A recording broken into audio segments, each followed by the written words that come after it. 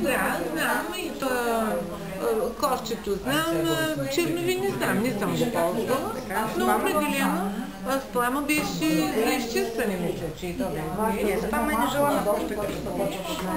Примерно реклами и такива неща.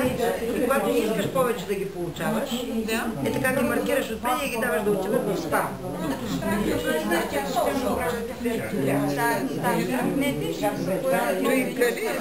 Ето вижте как. Не питайте, ето го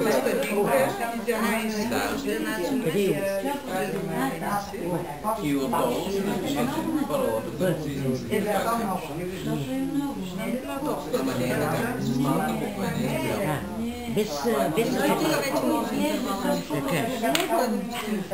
да губихте.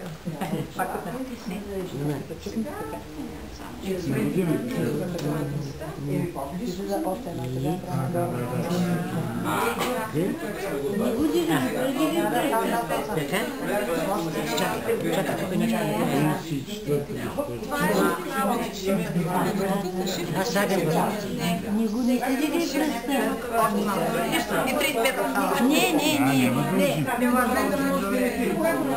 С компютъра не бива да се лъжи.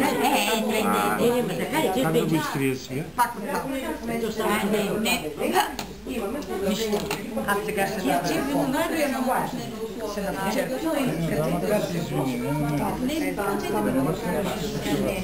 Извини,